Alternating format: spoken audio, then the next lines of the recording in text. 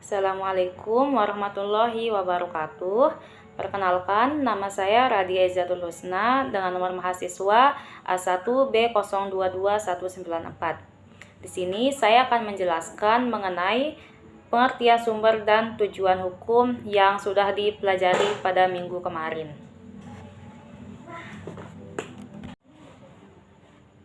Jadi, sesuai yang saya pelajari pada minggu kemarin, ada beberapa hukum menurut para ahli. Jadi, yang pertama di sini, menurut Atteridge, hukum adalah himpunan petunjuk hidup atau baik perintah atau larangan yang mengatur tata tertib dalam suatu masyarakat yang seharusnya ditaati oleh anggota masyarakat dan jika dilanggar dapat menimbulkan tindakan dari pihak pemerintah dari masyarakat itu.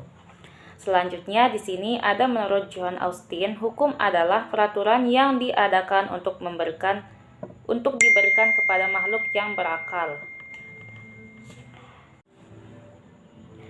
Selanjutnya saya akan menjelaskan pengertian sumber hukum. Jadi sumber hukum merujuk pada asal-usul atau dasar-dasar yang menjadi acuan dalam pembentukan dan penerapan hukum.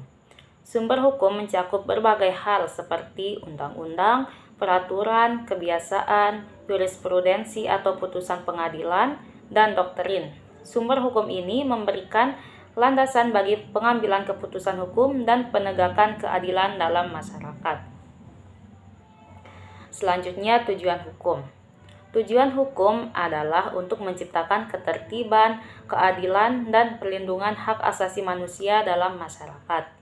Hukum juga bertujuan untuk mengatur perilaku individu dan kelompok dalam masyarakat sehingga tercipta harmoni sosial.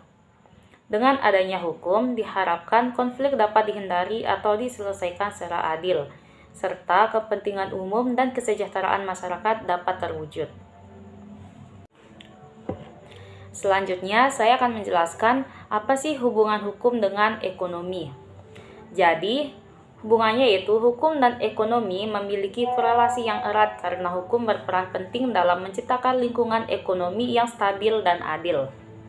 Selanjutnya di sini ada beberapa hubungannya. Yang pertama, regulasi ekonomi di sini, hukum berfungsi untuk mengatur aktivitas ekonomi seperti perdagangan, investasi, perpajakan, dan perlindungan konsumen. Regulasi ini bertujuan untuk menjaga persaingan yang sehat, mencegah praktik monopoli, dan melindungi hak-hak konsumen serta pelaku usaha. Yang kedua, perlindungan hak milik. Salah satu tujuan hukum adalah melindungi hak milik individu dan entitas bisnis. Perlindungan ini penting dalam ekonomi karena kepastian hukum atas kepemilikan mendorong investasi dan inovasi. Yang ketiga, penegakan kontrak. Hukum menyediakan kerangka untuk penegakan kontrak yang merupakan dasar dari transaksi ekonomi. Dengan adanya penegakan kontrak yang efektif, kepercayaan dalam berbisnis meningkat dan ekonomi dapat berkembang dengan stabil. Yang keempat, keadilan distribusi. Hukum ekonomi juga mengatur distribusi sumber daya, baik melalui pajak, subsidi, atau program redistribusi lainnya. Di sini untuk memastikan bahwa kekayaan dan kesejahteraan tidak terkonsentrasi pada kelompok tertentu saja. Ini berhubungan dengan tujuan hukum untuk mewujudkan keadilan sosial. Yang kelima, stabilitas ekonomi. Melalui hukum, pemerintah dapat mengendalikan inflasi, mengatur pasar, dan mengelola krisis ekonomi.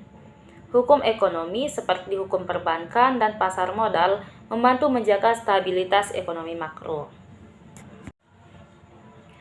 Jadi, secara keseluruhan yang dapat saya simpulkan dari materi yang sudah saya jelaskan tadi, dari yang saya dapat dari minggu kemarin bahwa secara keseluruhan di sini maksudnya hukum memberikan kerangka kerja yang memungkinkan aktivitas ekonomi berjalan dengan lancar, adil, dan berkelanjutan. Sementara ekonomi memberikan konteks di mana hukum harus diterapkan untuk mencapai kesejahteraan masyarakat. Demikian yang sudah saya paparkan tadi, kurang lebihnya saya mohon maaf. Wassalamualaikum warahmatullahi wabarakatuh.